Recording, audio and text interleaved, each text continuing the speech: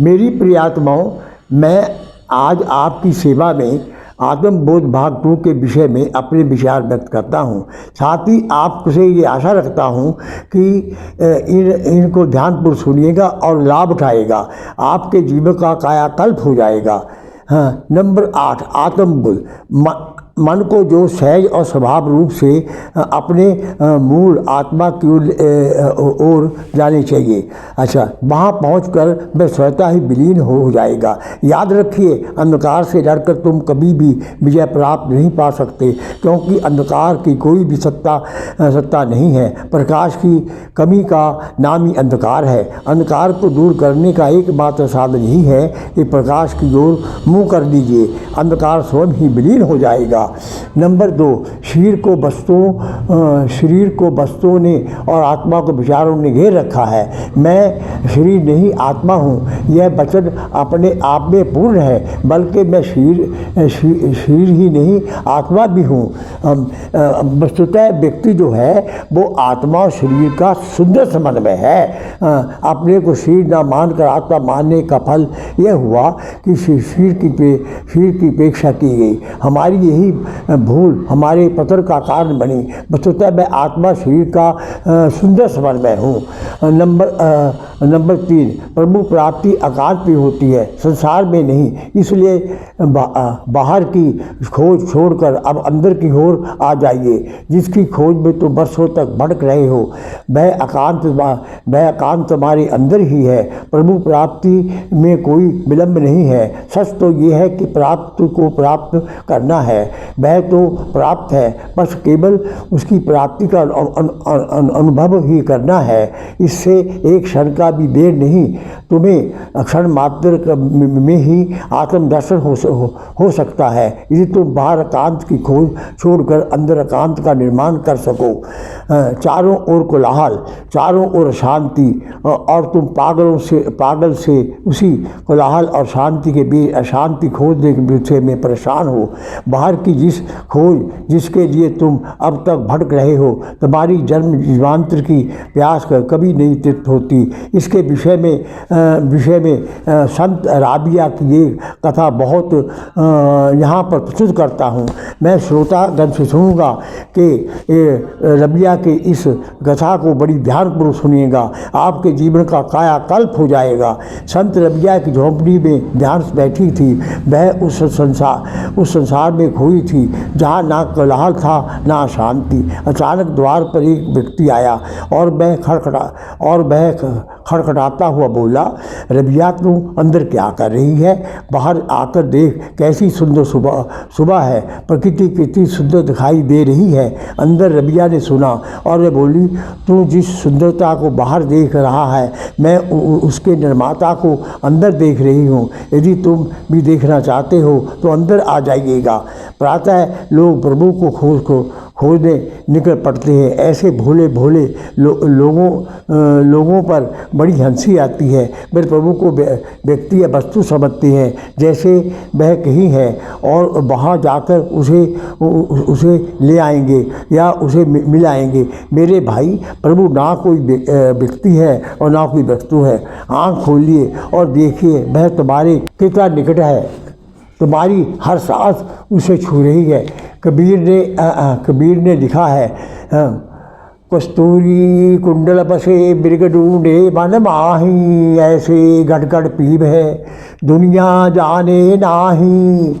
एक व्यक्ति एक संत के पास गया, उसने पूछा, प्रभु कहाँ है? मैं उसके दर्शन करना चाहता हूँ। इतने में सामने वाले मकान में आग लग गई। मोहल्ले भर के व्यक्ति वहाँ आकर जमा हो गए और चीखने चिल्लाने लगे। घर के सभी लोग बाहर निकल आए, परंतु छोटा लड़का लड़की घर के अंदर रह गए। घर वाले रोने लगे और मोहल्ले वालों भी चीखने लगे, परंतु उस भयंकर आग में घुसकर बच्चों को निकालने की किसी हिम्मत नहीं हुई। उसी समय एक युवक आया। उसको जैसे पता चला कि 2 बच्चे जलते हुए मकान के अंदर हैं, वह युवक दौड़कर सीढ़ी लाया और बिना अपने जलने की परवाह किए बिना उस पर चढ़ गया। वह घर के अंदर आया और शीघ्र ही दोनों बच्चों को की जलती हुई आग में से बाहर निकल आया, परंतु वह बुरी तरह से आग से झुलस गया। महात्मा ने अपने सामने खड़े व्यक्ति से कहा, यदि आपके दर्शन करना चाहते हो तो देखिए, वह सीढ़ियों पर सीढ़ियों उतर रहा है। महात्मा ने अपने सामने खड़े व्यक्ति से कहा, यदि आप प्रभु के दर्शन करना चाहते हो तो देखिए, वह सीढ़ियों से उतर रहा है, वही प्रभु है।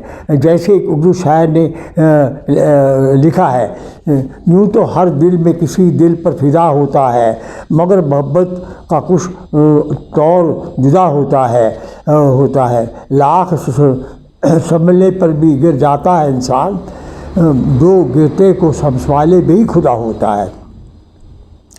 वस्तुतः प्रत्येक व्यक्ति के जीवन में 7 तल है, चेतन है। इस तल के नीचे तीन तल है, 3 ऊपर। इन 7 तलों के पूर्ण जानकारी से जीवन में अखंड होकर पूर्णता प्राप्त होती है। व्यक्ति जिस तल पर जी रहा है वह चेतन कॉन्शियस है, इसके नीचे अनकॉन्शियस है। अच्छा तल है, इसके नीचे पूर्ण तल कॉस्मिक अनकॉन्शियस तल है, और ये 3 तल ऊपर के हैं। चेतन का पहला ऊपरी तल अति चेतन सुपर कॉन्शियस, इसके ऊपर का तल सबसे चेतन कलेक्टिव कॉन्शियस, और सबसे ऊपर पूर्ण तल कॉस्मिक कॉन्शियस का तल है। वस्तुतः इन 7 तलों से पूर्णतः पृथक हो जाना ही आत्मबोध है। अभी हम चेतन तल पर ही हैं, हमें इसके किसी भी तल का पता नहीं है। अतः हम सम्राट होकर भी भिखारी हैं, मछली जल में रहकर भी प्यासी की प्यासी है। प्रभु करे आपके जीवन में चेतन अचेतन आने वाले की जिज्ञासा पैदा हो जाए। यदि एक बार चेतन प्रवेश असंभव हो सके तो अन्य स्थलों के द्वार को खोलने संभव हो जाएगा। जैसे संत ने लिखा है, भीतर खोजो खुदा को जान, अंदर बोले कौन पहचान। नंबर 9, आत्म साक्षात। यदि मानव भौतिक प्राप्ति के साथ साथ आत्मोत्थान करेगा, इसके बाद स्वयं ही उसको भगवत पिता से आत्म साक्षात हो जाएगा। आत्म साक्षात्कार के लिए मुख्य उपाय ये है। नंबर 1, प्रभु मिलन की इच्छा। हमारे हृदय में प्रभु मिलन की प्रबल इच्छा ऐसी होनी चाहिए जैसे मौलिक वस्तुओं की प्राप्ति के लिए होती है। एक सच्चे भक्त को समझना चाहिए कि हे प्रभु, मैं तेरा खिलौना हूँ, जैसे तू चाहे खेल। मैं तेरा साज हूँ, जैसे तू चाहे बजा। एक बार की बात है, सम्राट इब्राहिम ने अपना नौकर रखने के लिए कुछ गुलामों का साक्षात किया। कई व्यक्तियों को साक्षात किया, परंतु बादशाह को कोई भी नौकर पसंद नहीं है। आखिर लुकमान का नंबर आ गया। मैं श्रोता से करूँगा, ये इब्राहिम लुकमान की जो जीवन की घटना है, इसे ध्यानपूर्वक सुनेगा। अगर इसे ध्यानपूर्वक सुनिएगा, जीवन में धारेगा, आपकी सब चिंताओं से दूर हो जाएंगे, आपके जीवन का कायाकल्प हो जाएगा। बादशाह ने सुल्तान से पूछा, तेरा क्या नाम है? लुकमान ने उत्तर दिया, गुलामों का कोई नाम नहीं होता हजूर, जो मेरा मालिक नाम रख देगा वही मेरा नाम होगा। बादशाह ने आगे गुलाम से पूछा, क्या बेचते लोगे? फिर लुकमान ने उत्तर दिया, मेरा मालिक अपनी मर्जी से जो मुझे दे देगा वही स्वीकार कर लूँगा। बादशाह ने उससे फिर पूछा, आप क्या खाओगे? उसने उत्तर दिया, जो मेरा मालिक खुशी से मुझे खिला देगा वही खा लूँगा। आखिर बादशाह ने गुलाम से अंतिम प्रश्न पूछा, आप क्या पहनोगे? उसने उत्तर दिया, जो मालिक मुझे पहना देगा वही पहनूँगा। अंत में बादशाह आकर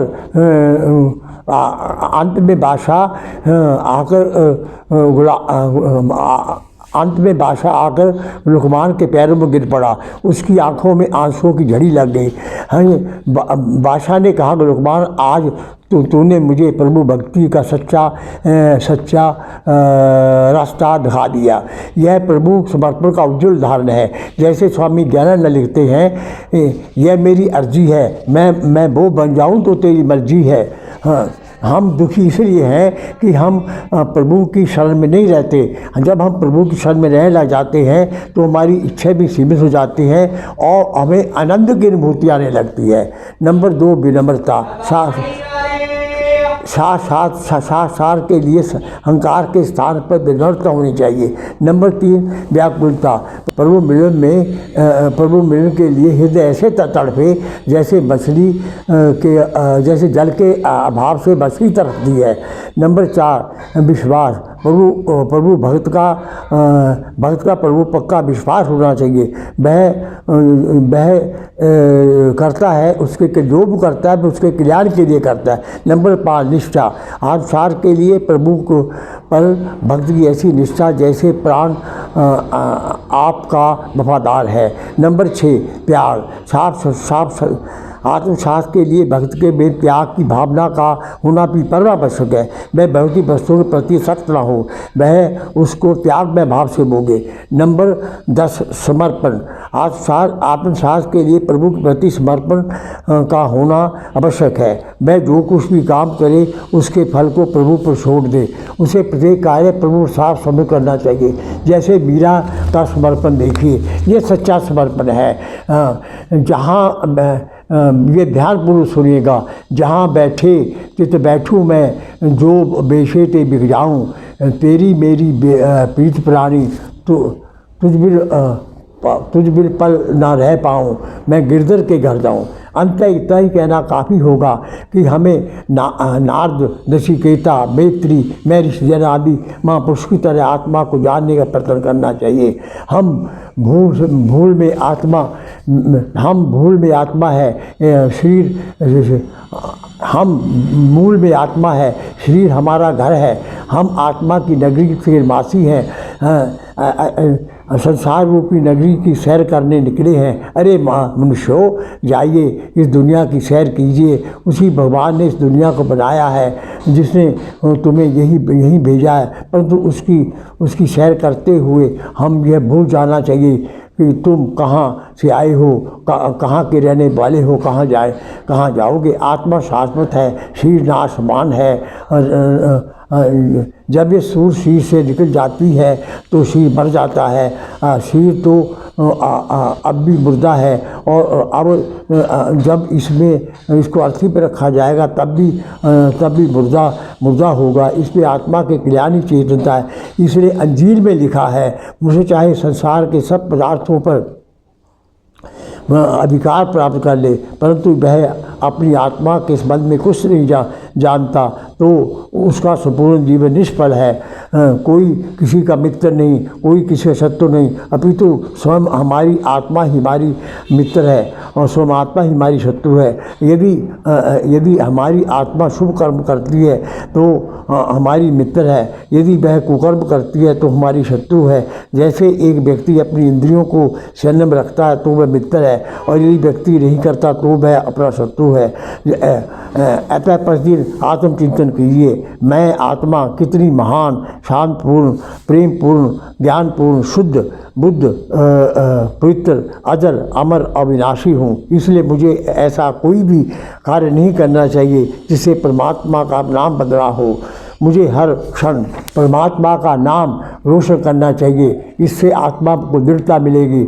इस प्रकार आत्मचिंतन के द्वारा ही हमें आत्मबोध होगा और जीवन में सफलता मिलेगी। इसलिए एक हिंदी कवि ने मानव शरीर को पिंजरा और आत्मा को तोते से तुलना करके तोते की तुलना इस प्रकार की है। मैं श्रोतागण से सविनय निवेदन करता हूँ कि इन पंक्तियों को बड़े ध्यानपूर्वक सुनिएगा और जीवन में धारण करिएगा। आपके जीवन का कायाकल्प हो जाएगा। कर ले यत्न हजार तोता उड़ जाना, कर ले यत्न हजार तोता उड़ जाना, ये तोता है बड़ा अनोखा एक दिन देवे झूर धोखा, ये तोता है बड़ा अनोखा एक दिन देवे झूर धोखा। क्या सोता चादर पान तोता उड़ जाना, क्या सोता चादर पान तोता उड़ जाना, इस तोते का नहीं ठिकाना इसने निकल जरूर जाना, इस तोते का नहीं ठिकाना इसने जरूर निकल जाना। रो रो हो हैरान तोता उड़ जाना, रो रो हो हैरान तोता उड़ जाना, जब पिंजरे से उड़कर जावे पकड़ो फिर हाथ ना आवे, जब पिंजरे से उड़कर जावे पकड़ो फिर हाथ ना आवे, लंबी बड़े उड़ान तोता उड़ जाना, लंबी बड़े उड़ान तोता उड़ जाना। योगी जनों ने जोर लगाया नहीं किसी ने काबू पाया, योगी जनों ने जोर लगाया नहीं किसी ने काबू पाया, हो गया सब बेकार तोता उड़ जाना, हो गया सब बेकार तोता उड़ जाना। इसे भाइयों ओम उचारो ओम नाम हृदय में जारो, इसलिए इससे भाइयों ओम उचारो ओम नाम हृदय में जारो, हो जाए बेड़ा पार तोता उड़ जाना, हो जाए बेड़ा पार तोता उड़ जाना। ओम शांति शांति।